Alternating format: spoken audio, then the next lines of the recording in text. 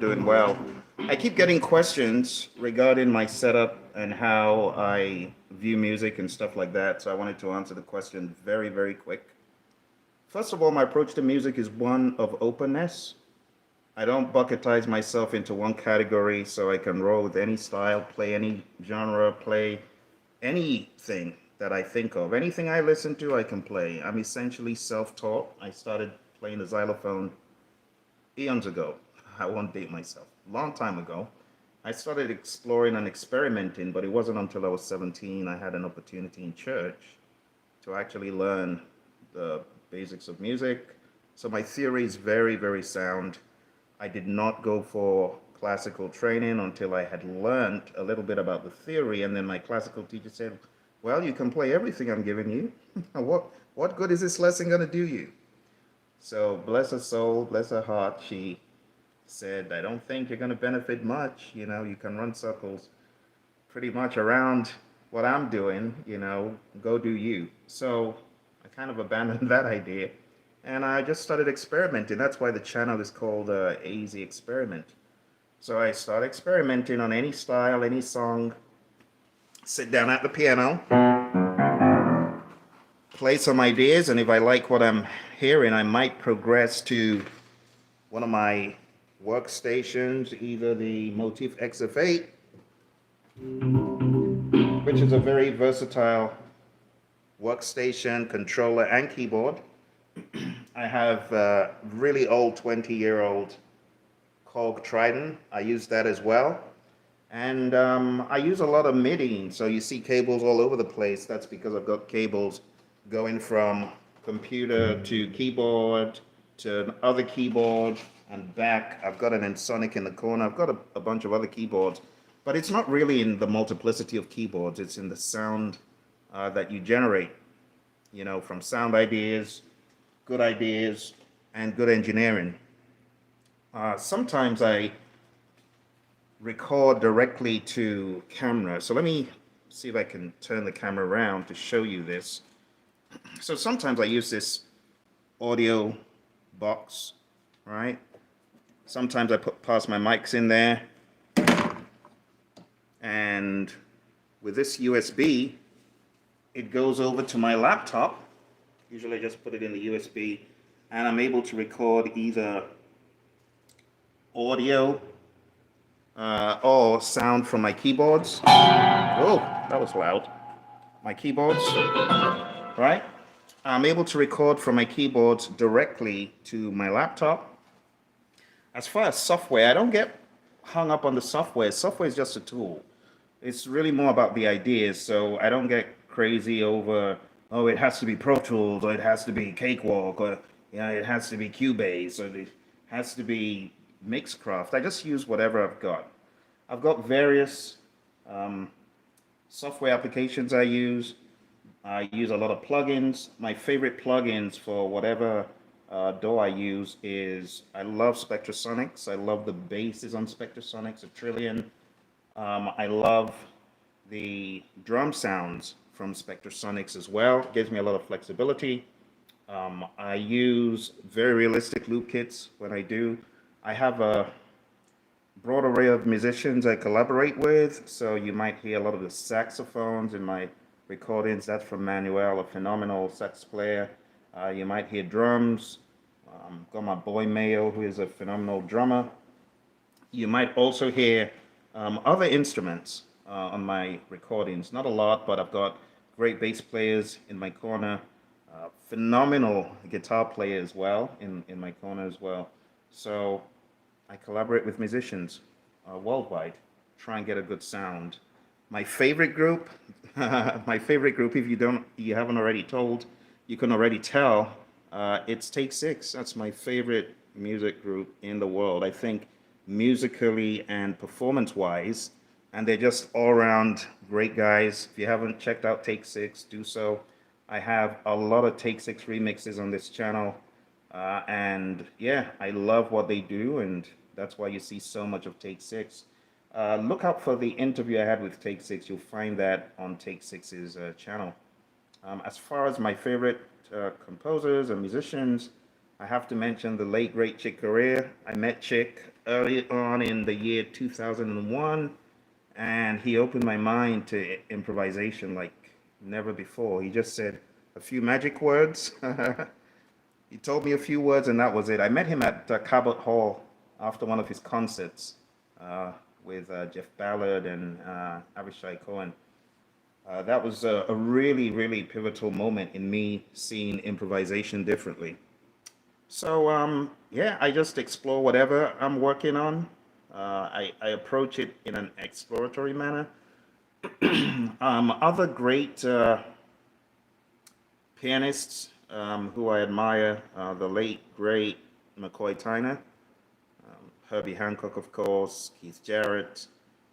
Um, yeah, and there are a lot of other ones.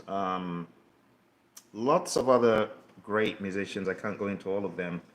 But yeah, that's how I get my sound. So sometimes I record live and I record directly out of these into this phone. Believe it or not, it's just a phone. Record directly to this phone I'm holding. So I put the inputs in there. Sometimes there's microphones going in there. I've got a nice microphone that allows me to get a robust sound with a phantom power there. And that's directly to the camera, but that's all in mono. And if you know anything about recording, you know mono is no fun. The fun begins when you use stereo possibilities. So to get the stereo effect, it might, unfortunately, I'm not able to do it with my phone. So, and I've got really professional recording stuff for camera. I really don't have the time to do all that stuff. DSLR and the dog and pony show surrounding that, I don't. Some people are just gifted in it. They do it quick. I do not do it quick. If I'm going all in with DSLR, it's going to take hours and hours and hours. So I don't do that. I just make it simple, keep it simple, do it to phone, and then I edit in whatever software I'm editing in. I used to use Adobe. I don't do that anymore. I just use simple software tools from the Vegas suite. So I use that. And when I'm done with my recordings, to get the stereo effect, I record directly to whatever application. So I've shown you in the past on this channel, Mixcraft is so easy and accessible. I like simple, I like easy, I like lean and quick. So I use Mixcraft. I've got other DAWs I could use, but I just prefer the Mixcraft. It integrates well with that. Um, Another tool that I use, another software plugin, the Isotope plugins for voice, for vocals, and for the end final mastering is really, really good. I have all those plugins. You see, it's not really about the DAW itself. It's about what you can do sonically and what you do with the plugins you've got. So I've got the Spectrasonics plugins. I've got, like I said, the Isotope that I use. Sometimes you might hear a little bit of auto tune, and there's so many auto tune possibilities. You've got the Melodyne, you've got the T-Pain effect, you've got the G-Snap guitar tuner. You got so many of them.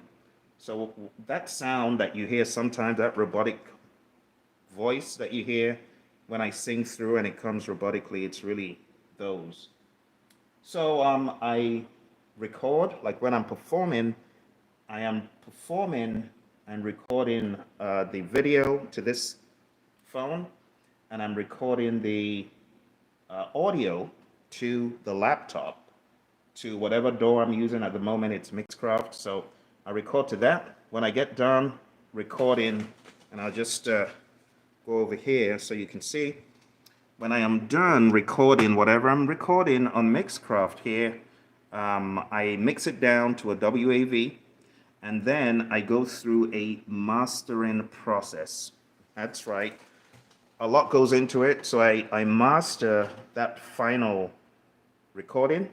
And then when I'm doing my video editing, because as you probably have guessed, I do a lot of video editing, but when I'm doing the video editing, I bring in the mixed, final, mastered piece of music, and I put that on a timeline in Vegas, and I make it sync to the the video that I recorded of me performing, and that is the final sound you get. But a lot of times when you see me performing with this, when you see me on this, when you see me performing on that, I am not doing stereo stuff. It's all mono. When you see me recording on this, a lot of times when it's going directly to the camera, I don't do anything else with it. I just leave it. But when you hear a multiplicity of instruments and a lot of lush backgrounds and strings, and you don't see me playing any of those, a lot of times it is coming from my computer, or I could do some after editing and add it. But all the stuff I play on the piano, the keys, the electronic piano, it's the electric piano, it's all live. But what you might hear in the background, I may choose to add it. There are many things I could do after the fact. And that's really it. That's the secret to whatever sound you hear me get, whatever you hear me play. Sometimes I add stuff that my band members have sent to me from whatever station they're in, like my bass player, my sax player. I take the WAVs or the MP3s, I drop them into the mix. Sometimes I add them after the fact. Sometimes I add them before. It really depends. All right, and that's how I navigate music. I explore. I try not to do a lot of covers because I keep getting these annoying messages from YouTube saying, "Oh, be careful, you could get a strike." Implicitly, of course, they tell you, "Okay, we're not going to give you a strike this time." But if someone contests you using their material, and I don't want all that, so I don't do a lot of covers. I would love to, but I don't do a lot of them. The few covers that I have up here from Herbie Hancock, things from McCoy Tyner, Coltrane, some other things, I keep getting notified that, yeah, this has been identified as someone else's work, so you're going to see ads on it, that kind of thing. So I don't do a whole lot because I don't want to get into a lot of trouble. I just want to make music and have fun. All right, so that's it. If you have any questions about my process, feel free to put them in the chat, and I will get back to you as soon as I can, okay? Thank you very much for your followership. I appreciate it. Take care. Talk to you very soon. Bye for now.